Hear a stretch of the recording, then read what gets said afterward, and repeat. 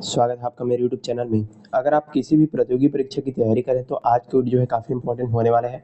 आज की इस वीडियो में जो है हिंदी व्याकरण के इंपॉर्टेंट एमसीक्यू जो है देखने वाले हैं। पूरी व्याख्या के साथ सभी चीज़ों को यहाँ पर समझने वाले हैं। तो चलिए बिना किसी देरी के आज का जो वीडियो है शुरू करते हैं। वीडियो को आपको जो है अंत तक देखते रहना है। चैनल पर नए हैं जरूर आपको सब्सक्राइब कर लेना है। पहला क्वेश्चन यहाँ पर देखिए, भाषा की सबसे छोटी भाषाई या मौखिक इकाई जो है क्या कहा जाता है? शब्द, वर्ण या ध्वनि, पद या फिर वाक्य। तो इसका सही आंसर क्या हो जाएगा? ऑप्शन नंबर बी है, वर्ण या ध्वनि इसको जो है बोला जाता है। भाषा की सबसे छोटी मौखिक इकाई को ध्वनि कहते हैं और इसी ध्वनि को लिखित रूप में क्या बोला जाता है? वर्ण कहा जाता है। और वर्णों ये जो है वर्णों के सार्थक समूह से जो है शब्द बने होते हैं, आपको याद रखना है। आगे बढ़ते हैं, अगला क्वेश्चन यहाँ पर देखिए, निम्नलिखित में से कौन सा वर्ण जो है घोष यानी सघोष और महाप्राण दोनों है? आपको यहाँ पर पूछा जा रहा है। क्या क्या पूछा जा रहा है? सघोष और महाप्राण दोनों कौन सा है? क, च, घ या फिर ख। चलिए बताइए इसका सही आंसर क्या हो जाएगा? इसका सही आंसर हो जाएगा ऑप्शन नंबर सी, घ जो है इसका यहाँ पर राइट आंसर हो जाएगा। प्रत्येक वर्ग का तीसरा, चौथा और पांचवा वर्ण क्या होता है? सघोष होता है तथा दूसरा और चौथा क्या होता है? महाप्राण होता है। इसी तरीके से घ की यदि हम बात करें तो क वर्ग का चौथा वर्ण है, सघोष और महाप्राण दोनों है। तो इस तरीके से यहाँ पर क्वेश्चन दिया गया था। आगे बढ़ते हैं, अगला क्वेश्चन देखिए, सदाचार शब्द का सही और सटीक संधि विच्छेद यहाँ पर क्या होगा? सदाधनाचार, सतधनाचार, सदधनाचार या फिर सहधन आचार।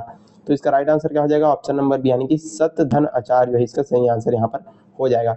सदाचार का सही संधि विच्छेद क्या है? सतधन आचार होता है। व्यंजन संधि के नियम से बनता है, जहां त के बाद जब भी कोई स्वर आता है तो त अपने ही वर्ग के तीसरे वर्ण यानी कि यहाँ पर द में जो है बदल जाता है। तो इसका आंसर क्या हो जाएगा? ऑप्शन नंबर बी, सतधन आचार, व्यंजन संधि के नियम से।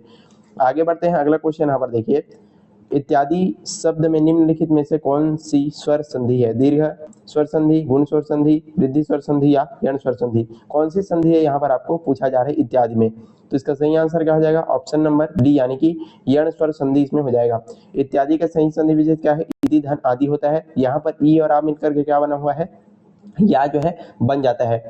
जब जब भी आपको याद रखना है ई और ई या ऊ के बाद री आए तो कोई भी भिन्न स्वर आए तो यहाँ पर यण संधि होता है, यहाँ पर देख सकते हैं। आगे बढ़ते हैं, अगला क्वेश्चन यहाँ पर देखिए, प्रतिदिन शब्द में कौन सा समास पाया जाता है? तत्पुरुष समास, अव्ययी भाव समास, द्विगु समास या कर्मधारय समास। तो इसका सही आंसर क्या हो जाएगा? ऑप्शन नंबर बी यानी कि अव्ययी भाव समास इसमें हो जाएगा। प्रतिदिन का समास वगैरह कैसे करेंगे? प्रत्येक दिन होता है, यानी जिसका पहला पद प्रधान हो या उपसर्ग हो या अवयव हो वो आपका क्या कहलाता है? अव्ययी भाव समास यहाँ पर कहलाता है। और यहाँ पर इसका राइट आंसर क्या हो जाएगा? ऑप्शन नंबर बी, अव्ययी भाव समास हो जाएगा। आगे बढ़ते हैं, अगला क्वेश्चन देखिए, चौराहा शब्द में जो है कौन सा समास यहाँ पर प्रयुक्त हुआ है? चौराहा, द्वंद्व समास, बहुव्रीहि समास, द्विगु समास या फिर तत्पुरुष समास। चलिए बताइए, काफी इजी क्वेश्चन है। चौराहा में कौन सा समास हुआ है? तो इसका राइट आंसर हो जाएगा ऑप्शन नंबर सी यानी कि द्विगु समास यहाँ पर प्रयोग किया गया है। चौराहा का विग्रह कैसे करेंगे? चारों राहों का समूह, जिस शब्द का जिस समास का पहला जो पद है क्या हो? संख्यावाचक हो, उसको हम क्या बोलते हैं? द्विगु समास कहते हैं। और या कोई जो भी जो है संख्या या समूह का बोध कराए वहां पर भी द्विगु समास होता है। चलिए आगे बढ़ते हैं, अगला क्वेश्चन देखिए, बुढ़ापा शब्द संज्ञा के किस भेद के अंतर्गत आता है? व्यक्तिवाचक, जातिवाचक, भाववाचक या समूहवाचक। तो इसका राइट आंसर क्या हो जाएगा? ऑप्शन नंबर सी यानी कि भाववाचक संज्ञा के अंतर्गत ये जो है आता है। जिस शब्द से किसी व्यक्ति या वस्तु के गुण, दोष, दशा, अवस्था या भाव का बोध होता है उसको हम क्या बोलते हैं? भाववाचक संज्ञा कहते हैं। बुढ़ापा जीवन की क्या है? अवस्था होती है, जवानी, बुढ़ापा, बचपना, ये सारी चीजें अवस्थाएं हैं, इसी कारण से ये भाव को दर्शाते हैं। आगे बढ़ते हैं, अगला क्वेश्चन देखिए, मैं अपने आप सारे काम कर लूंगा, इस वाक्य में अपने आप किस प्रकार का सर्वनाम है? पुरुषवाचक, निजवाचक, निश्चयवाचक या संबंधवाचक। चलिए बताइए कौन सा इसका राइट आंसर हो जाएगा? इसका सही आंसर हो जाएगा ऑप्शन नंबर बी यानी कि निजवाचक सर्वनाम। जिस सर्वनाम शब्दों का प्रयोग स्वयं कर्ता अपने लिए करता है, यहाँ पर क्या बोला गया है? मैं खुद अपने आप सारा काम कर लूंगा, इसी कारण से यहाँ पर क्या होगा? निजवाचक सर्वनाम हो जाएगा। आई होप चीजें आप जो है समझ रहे होंगे। चलिए आगे बढ़ते हैं, अगला क्वेश्चन देखिए, ये जो गाय है बहुत दूध देती है, इस वाक्य में किस प्रकार का विशेषण है? काफी इंपॉर्टेंट और काफी अच्छा क्वेश्चन ये जो होने वाला है। गुणवाचक, संख्यावाचक, सार्वनामिक विशेषण या फिर परिमाणवाचक। तो इसका राइट आंसर क्या हो जाएगा? ऑप्शन नंबर सी, सार्वनामिक विशेषण ये जो है होता है। कैसे होता है चलिए यहाँ पर समझते हैं। जब कोई सर्वनाम शब्द संज्ञा के ठीक पहले आकर के उसकी विशेषता बताता है तो वहां पर क्या होता है? आपका सार्वनामिक विशेषण होता है। यहाँ पर यह क्या हो जाएगा? यह आपका हो जाएगा जो है इसमें सर्वनाम, और जो गाय है इसमें क्या हो जाएगा आपका संज्ञा हो जाएगा। तो इसी को चीज को यहाँ पर क्या बोला जा रहा है, संज्ञा के ठीक पहले जब सर्वनाम आता है तो वहां पर क्या होता है आपका सार्वनामिक विशेषण हो जाता है। आगे बढ़ते हैं, अगला क्वेश्चन देखिए, अकर्मक क्रिया का सही उदाहरण निम्नलिखित में से कौन सा वाक्य है। राम आम खाता है, श्याम पुस्तक पढ़ता है, पक्षी आकाश में उड़ते हैं, सीता गीत गाती है। तो इसका सही आंसर क्या हो जाएगा, ऑप्शन नंबर सी, यानी कि सीता जो पक्षी है आकाश में उड़ते हैं, इसका सही आंसर हो जाएगा।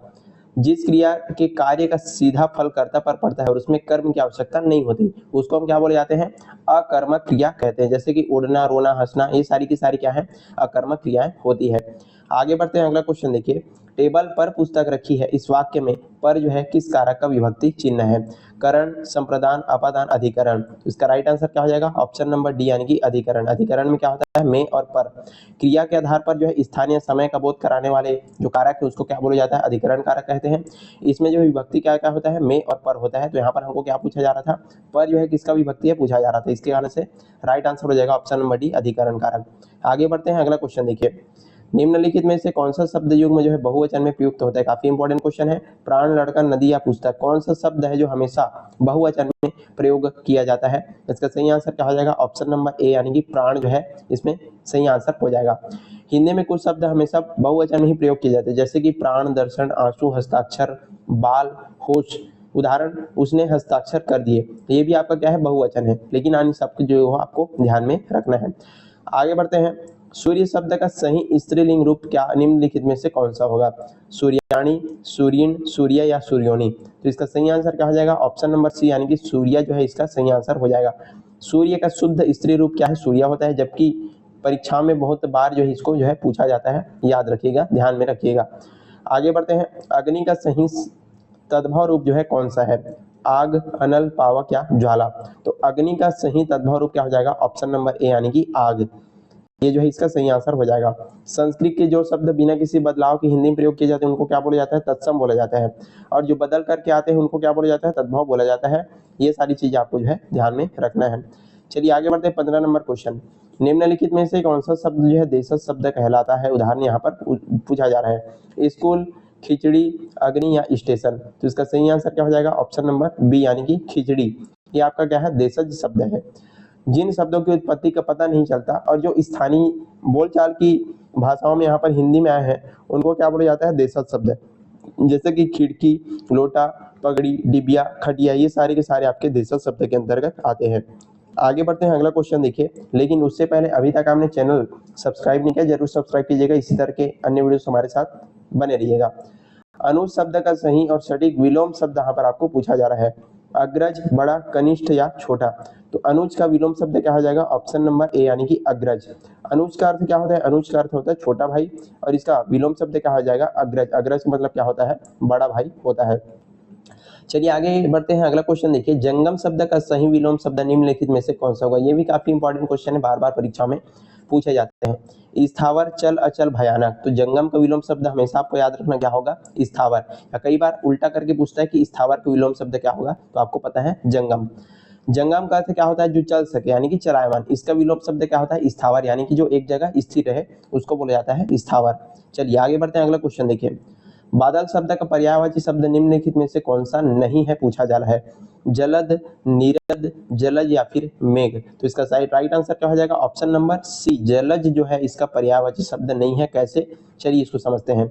जलद शब्द का अर्थ होता है जन्म लेने वाला, अर्थात कमल होता है। बाकी जो जलद है, नीरद और मेघ, ये तीनों के तीनों क्या है, बादल के पर्यायवाची हैं।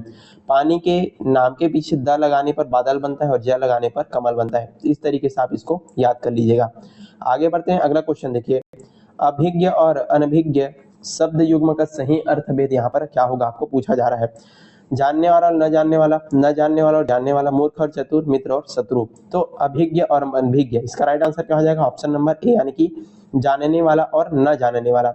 अभिज्ञ का अर्थ क्या होता है, किसी बात को अच्छी तरीके से जानने वाला, जानकार व्यक्ति, और अनभिज्ञ मतलब क्या होता है, न जानने वाला व्यक्ति, यानी कि अनजान व्यक्ति।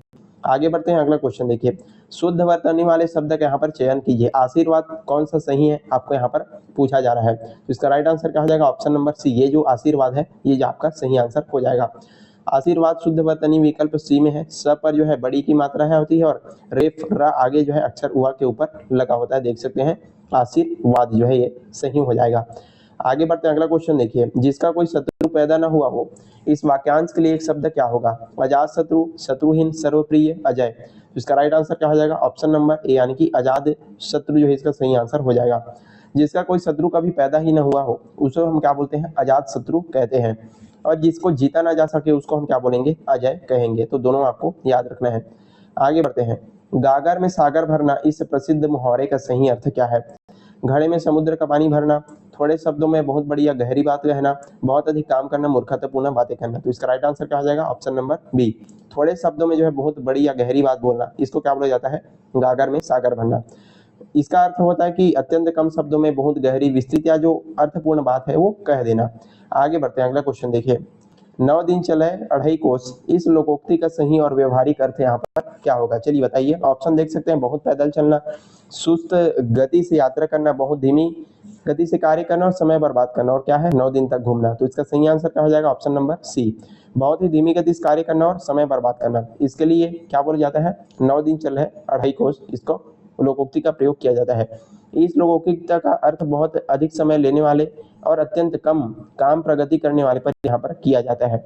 आगे बढ़ते हैं, वाक्यों में शब्दों का क्रम निश्चय करने वाले नियम को क्या कहा जाता है? पद क्रम, अन्वय, छंद या अलंकार। तो चलिए बताइए, वाक्यों में शब्द का क्रम निश्चित करने वाले नियम को क्या बोला जाता है? इसका राइट आंसर हो जाएगा ऑप्शन नंबर ए यानी कि पदक्रम जो है कहा जाता है। वाक्यों में पदों यानी शब्दों को एक निश्चित और तार्किक क्रम में रखना क्या कहलाता है? पदक्रम कहलाता है। जैसे कि हिंदी में पहले कर्ता, फिर कर्म और अंत में क्रिया आती है। तो इस तरीके से आपको याद रखना, इसको क्या बोलते हैं? पदक्रम कहा जाता है। अगला क्वेश्चन देखिए, चमचमात चंचल नयन बीच घूंघट पट झीन, इसमें कौन सा अलंकार है? आपको पूछा जा रहा है। अनुप्रास, उपमा, उत्प्रेक्षा या रूपक। तो चलिए बताइए कौन सा अलंकार इसमें हो जाएगा? इसका राइट आंसर हो जाएगा ऑप्शन नंबर ए यानी कि इसमें अनुप्रास अलंकार हो जाएगा। क्यों होगा? क्योंकि च वर्ण की आवृत्ति यहाँ पर एक से अधिक बार हुई है।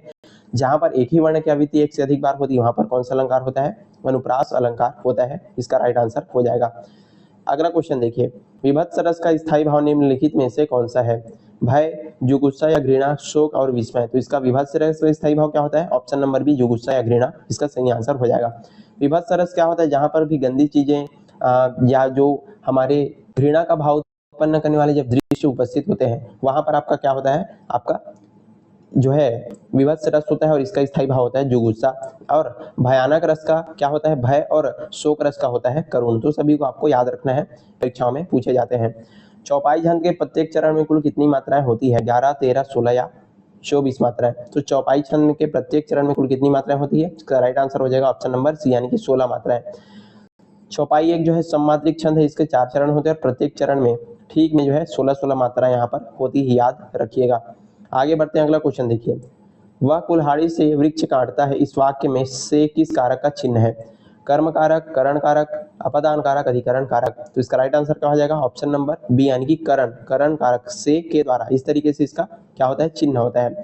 जिस साधन या माध्यम से काम किया जाता है वहां पर क्या होता है? करण कारक। यहाँ पर हम पेड़ को किससे काट रहे हैं? कुल्हाड़ी से काट रहे हैं, तो इस कारण से यहाँ पर करण कारक हो जाएगा। आगे बढ़ते हैं, अगला क्वेश्चन देखिए, उन्नति शब्द में निम्नलिखित में से कौन सा उपसर्ग लगा हुआ है? उन, उत, उनी और उद। चलिए बताइए कौन सा इसका सही आंसर हो जाएगा? ऑप्शन नंबर बी इसका सही आंसर हो जाएगा। उत जो है यहाँ पर उपसर्ग लगा हुआ है। उन्नति शब्द उत धन नदी के योग से बना हुआ है, व्यंजन संधि के नियम से, और इसमें मूल उपसर्ग क्या लगा हुआ है? उत लगा हुआ है, उन नहीं लगा हुआ है। आपको कंफ्यूज नहीं होना है, उत लगा हुआ है, याद रखिएगा। लास्ट क्वेश्चन है, लिखावट शब्द में किस प्रत्यय का प्रयोग किया गया है? वट, आवट, लिख और आट।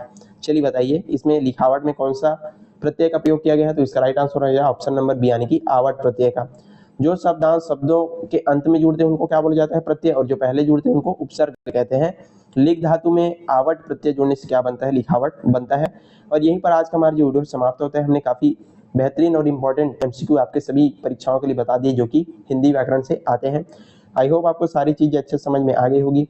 वीडियो पसंद आया तो लाइक करना, ज्यादा से ज्यादा शेयर करना, और चैनल पर नए हैं तो जरूर आपको सब्सक्राइब करना है। इसी तरह के अन्य वीडियोस भी हमारे चैनल पर उपलब्ध हैं, जाकर के देख सकते हैं। तब तक के लिए पढ़ते रहिएगा। धन्यवाद।